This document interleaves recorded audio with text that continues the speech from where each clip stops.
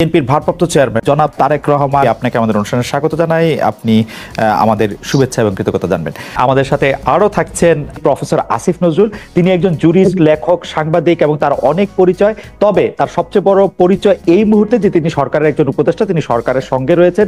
তাকে আরেকটু আমি যদি পরিচয় দিতে চাই, তিনি একসময় সাংবাদিক ছিলেন, দুর্দণ্ড প্রতাপশালী রিপোর্টার ছিলেন। সেই আসিফ নজরুলকে আমরা সঙ্গে পেয়েছি। প্রফেসর আসিফ নজরুল, আপনাকে আমাদের সাথে পেয়ে আপনাকে আমাদের কৃতজ্ঞতা জানাই এবং স্বাগতম। আপনি আমাদেরকে সময় দিয়েছেন, পুরো টিমের পক্ষ থেকে আপনাকে স্বাগত। প্রথমেই যে বিষয়টি প্রফেসর আসিফ নজরুল আপনার কাছে যেতে চাই যে প্রফেসর আসিফ নজরুল, আপনারা কি তারেক রহমানের এগেইনস্টে যেসব মামলা হয়েছে সেই সব মামলা প্রত্যাহার করছেন কিনা খুব শীঘ্রই?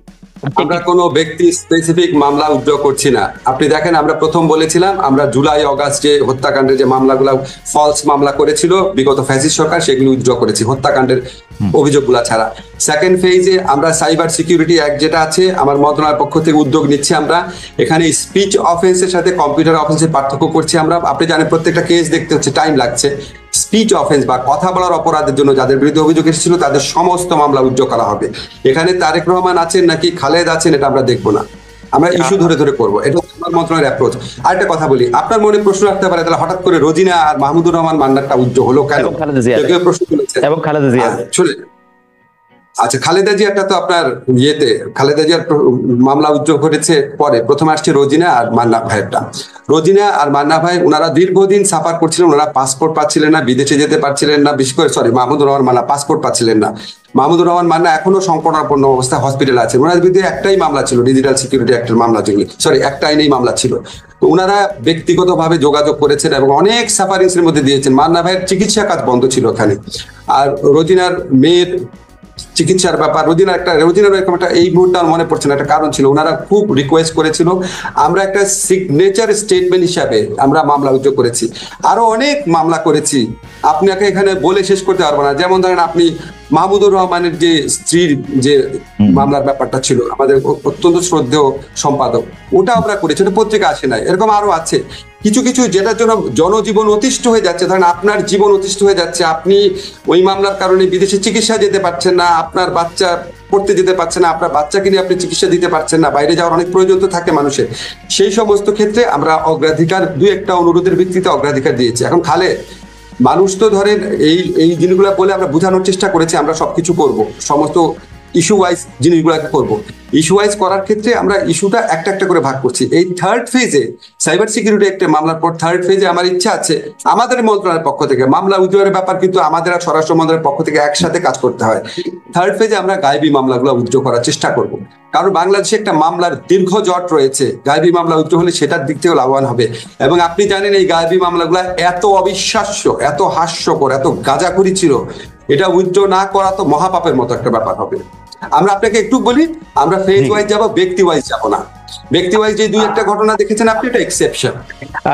বেগম খালেদা জিয়া একটা সেজন্য এক্সেপশন ছিল, তবে তারেক রহমান সাহেবের ক্ষেত্রে কোনো এক্সেপশন করা হচ্ছে না। বেগম খালেদা জিয়ার ক্ষেত্রে মামলা উইথড্র ব্যাপারটা আপনি কোনটা বলতে চাচ্ছেন? ওনার যে ক্ষমা করার ব্যাপারটা? জি, ক্ষমা করার ব্যাপারটা। বেগম খালেদা জিয়ার মামলায় যে বিচারটা হয়েছিল সেই বিচার নিয়ে মিজানুর রহমান খান এবং আমি লিখেছিলাম। আপনাকে একটা জিনিস মনে করায় দিই, বেগম খালেদা জিয়া মামলার শুনানিকালে উনি বিস্মিত হয়ে বলেছিল যে এতিমের টাকা আমি আত্মসাৎ করেছি, এক্সক্লেমেশন চিহ্ন। সেটাকে বিচারক লিখেছেন উনি এতিমের টাকা আত্মসাৎ করে নিজের মুখে স্বীকার করেছেন। আপনি চিন্তা করতে পারেন এই ধরনের বিচার হয়েছে ওনার ক্ষেত্রে। আরেকটা বলি আপনাকে, নিম্ন আদালত যে হাইকোর্ট যে সাজা দেয়, নিম্ন আদালত যে সাজা দেয়, সেটা আপনি কখনো শুনেছেন হাইকোর্ট বাড়িয়ে দেয়? হাইকোর্ট বাড়িয়ে দেয় আপনি শুনেছেন? এমনকি যারা জামাতে যেসব লিডারের শাস্তি হচ্ছে সেই সমস্ত যুদ্ধ অপরাধীর ক্ষেত্রে দুই একটা ঘটনা ছাড়া বাংলাদেশের ইতিহাসে ঘটনা ঘটেছে। উনি শোনেন, পরে আমরা শুনলাম কি যেই বিচারক উনাকে জামিন দিয়েছিল দেখা উনার হাইকোর্টে অ্যাপিলেট ডিভিশনে এলিভেশন বন্ধ রেখেছিল, শাস্তি বাড়ানোর পর উনাকে এলিভেট করা হয়েছে। আপনি জানেন গত আমলে কিভাবে বিচার হয়েছে। উনার মতো নির্যাতিত মানুষ বাংলাদেশে কে আছে এই গত 15 বছরে? যারা মারা গেছে ওনাদের কথা বাদ দিয়ে আমি জীবিত যারা পলিটিক্যাল লিডার আছে, আমি তো মনে করি উনার প্রতি, উনি যে এত বছর জেলে ছিল, ওনার প্রতি চরম অবিচার করা হয়েছে। আমি সিদ্ধান্ত নিয়ে প্রশ্ন তুলছি না, আমি মানে প্রক্রিয়াটা নিয়ে। আচ্ছা, পরবর্তী প্রসঙ্গে আসি প্রফেসর আসিফ নজরুল। যে আগের আমলে আপনি ঠিকই বলেছেন, আমরা আগের আমলে অদ্ভুত সব গায়েবী মামলা দেখেছি, কিন্তু এই অদ্ভুত মামলা হওয়ার প্রক্রিয়া কিন্তু এখনো বন্ধ করা নাই। আমি একটু কাগজ দেখে বলি, আমার সুবিধা হয় যে ক্রিকেটার সাকিব আল হাসানের বিরুদ্ধে মার্ডার কেসের মামলা হয়েছে, অভিনেতা জায়েদ খান যেটি আমি আগে বলেছি তার বিরুদ্ধে মামলা হয়েছে, বাফুফের সভাপতির বিরুদ্ধে মার্ডার কেস হচ্ছে, আগের সরকারের দুর্নীতিবাজ মন্ত্রী যার বিরুদ্ধে হতে পারতো গুছানো সুন্দর একটি দুর্নীতির মামলা বা মানি লন্ডারিং এর মামলা, তা না করে ঢালাওভাবে নিউ মার্কেটের একজন হকার হত্যা মামলাকে সবাই গ্রেফতার দেখানো হচ্ছে, এবং আদালতও সেই সব মামলায় কারো জামিন মঞ্জুর করছে না, ঢালাওভাবে রিমান্ড দিয়ে যাচ্ছে। পার্থক্যটা তাহলে কোথায় হলো প্রফেসর আসিফ নজরুল? আচ্ছা, পার্থক্যটা আপনাকে বলি। ধরেন আপনি, আমার এতগুলো নাম তো মনে থাকবে না, দুইজনের নাম মনে আছে, সাকিব, জায়েদ খান। যখন কেউ মামলা করে, মামলা করাটা মানুষের অধিকার, বুঝছেন? ব্যক্তিগতভাবে একজন মামলা করে দিল, সেই এই মামলাগুলা পুলিশ করে নাই। পুলিশ যদি করে তাহলে আপনি বুঝবেন রাষ্ট্র জড়িত আছে। এই মামলাগুলা ব্যক্তিগতভাবে করা হচ্ছে, 1 নাম্বার। 2 নাম্বার হচ্ছে মামলার কারণে, এই যে আপনি সাকিব বলে জায়েদ খান বলেন, unless you are a directly involve political figure, এই উনাদের ক্ষেত্রে কি কোনো গ্রেফতারের ঘটনা ঘটেছে? গ্রেফতার ঘটনা ঘটে নাই। যখন মামলা কোনো মানুষ করে, আমরা বারবার বোঝানোর চেষ্টা করেছি, যখন আমরা পুলিশকে বলেছি মামলা যখন করছে আপনারা একটু বোঝানোর চেষ্টা করেন না কেন যে এই মামলাতে আপনারা যাদের বিরুদ্ধে অভিযোগ আনছেন তাদের কি আপনার সত্যি মানে বিশ্বাসযোগ্য কিনা অভিযোগটা। কারণ আমাদের পিআরবিতে কিছু প্রভিশন আছে, হিয়ারসে ধরনের বা গুজব ধরনের মামলা হলে পুলিশ প্রাইমারি কথাগুলো জিজ্ঞেস করতে পারে। পুলিশ কাছ থেকে এবং এমনকি আদালতের কাছ থেকে আমরা যে তথ্য পেয়েছি, যারা মামলা করতে আসে তারা এত বেশি প্রেশার, ওইখানেও এক ধরনের মানে মব প্রেশার থাকে, যে পুলিশের পক্ষে এবং কোনো ক্ষেত্রে আদালতের পক্ষে, যারা বিগত ফ্যাসিস্ট রেজিমের আমলে যাদেরকে নিপীড়ক সংস্থাতে পরিণত করা হয়েছিল, তাদের সেই মরাল কারেজ থাকে না এই উন্মত্ত জনতাকে কনফ্রন্ট করার জন্য। এগুলি ঘটনা প্রথম দিকে ঘটেছে। আমরা অনেক চেষ্টা করেছি, চেষ্টা করার পর এটা অনেক রিডিউস হয়েছে। আমরা একটা জিনিস সবাইকে বলার চেষ্টা করেছি, যেখানে এফআইআর মানেই গ্রেফতার না। আপনাকে আমি কিছু নাম বলবো না, বাট কিছু মানুষ যখন আমাদের সাথে যোগাযোগ করে যে এই মামলা তাদের বিরুদ্ধে হওয়ার কথা না, আমরা স্বরাষ্ট্র মন্ত্রণালয় এবং আমরা একসাথে কাজ করি, আমরা আশ্বাস দেওয়ার চেষ্টা করি যে পুলিশ ক্রেডিবল তথ্য না পেলে আপনাদের গ্রেফতার করবে না। গ্রেফতারের খবরগুলো আপনারা পান, কিন্তু গ্রেফতার করা হয় নাই এরকম অসংখ্য ঘটনা আছে। তারপরও আমরা চেষ্টা করছি এই জিনিসগুলা নিয়ে মানুষের যে মনে প্রশ্ন আছে সেগুলিকে আরো বেশি ভালোভাবে অ্যাড্রেস করার চেষ্টা করছি আমরা।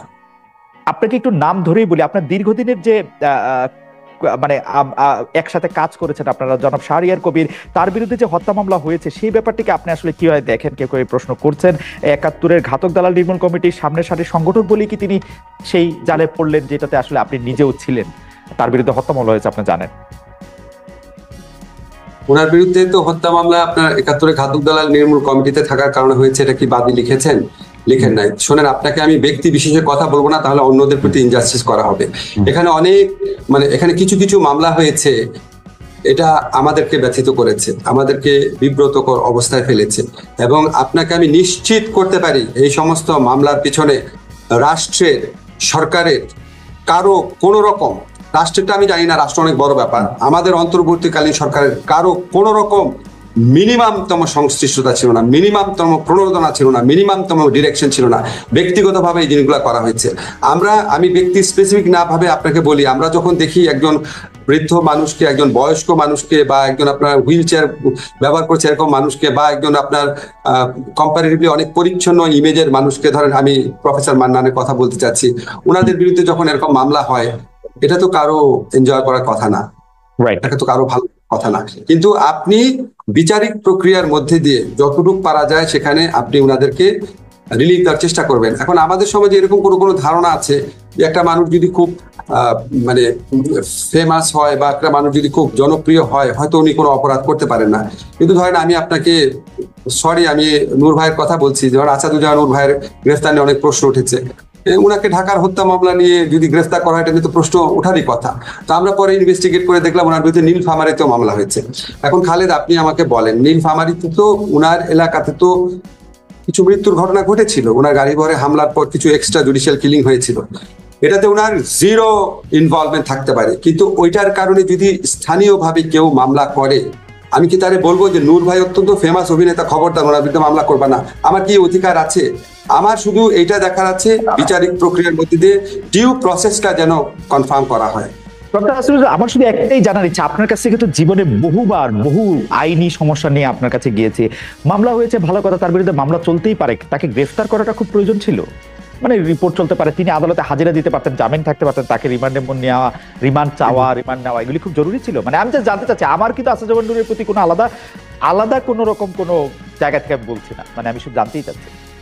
দেখেন, আমি যদি আপনার সরকারে না থাকতাম আমি অনেক কিছু বলতে পারতাম। এখানে একটা যৌথ দায় দায়িত্বের ব্যাপার আছে। কোনো কিছু যদি আমার ভালো না লাগে, এটা দায় দায়িত্ব আমারও থাকবে, ভালো না লাগলেও। ফলে আমি এটা কারো মানে এখানে আমার সমালোচনার অধিকার নাই, কারণ আমি সরকারের অংশ। তবে আপনাকে আমি একটা জিনিস তো বললাম যে আমাদের সরকারের আমলেও কিছু কিছু জিনিস হচ্ছে যেটা আমাদের কোনো রকম সংশ্লিষ্টতা নাই এবং আমরা এটা এনজয় করছি না, আমাদের ভালো লাগছে না। আপনাকে একটা জিনিস শুধু মনে করিয়ে দিচ্ছি, 15টা বছর একটা দল ক্ষমতায় ছিল, তারা সমস্ত প্রশাসন নিজের মতো সাজিয়েছে। এই পুলিশে যত মানুষ আছে তাদের মধ্যে অর্ধেক তাদের আমলে অ্যাপয়েন্ট করা, অর্ধেক পত্রিকা রিপোর্ট আছে, আপনি দেখবেন সমস্ত প্রশাসন তাদের সাজানো। সমস্ত কিছুতে আমাদের ইচ্ছার প্রতিফলন আমরা এখনো ঘটাতে পারি নাই। অনেক ক্ষেত্রে কিছু কিছু জিনিস হচ্ছে যেটা হয়তো আমাদের মানে এই 15 বছরের ফ্যাসিস্ট গভর্নমেন্ট না থাকলে, নিয়মিত সরকার পরিবর্তন না হলে আমরা আরো অনেক ভালোভাবে কন্ট্রোল করতে পারতাম। তবে আমরা কন্ট্রোল বাড়াচ্ছি। মানে নূর ভাইয়ের সময়ে সরকারের আমলে নিয়োগ করা পুলিশরাই তাকে গ্রেপ্তার করে নিয়ে যাচ্ছে, না নূর ভাইয়ের আমলে, আমি তো নূর ভাইয়ের প্রসঙ্গে এটা বলি নাই। আমি বলতে চাচ্ছি, ধরেন কিছু কিছু ক্ষেত্রে ঘটনা ঘটে, ধরেন আমরা হয়তো কোনো একটা জিনিস জানছি না, বাট হয়তো আমাদেরকে বিব্রত করার জন্য কিছু মামলা হচ্ছে। এইবারে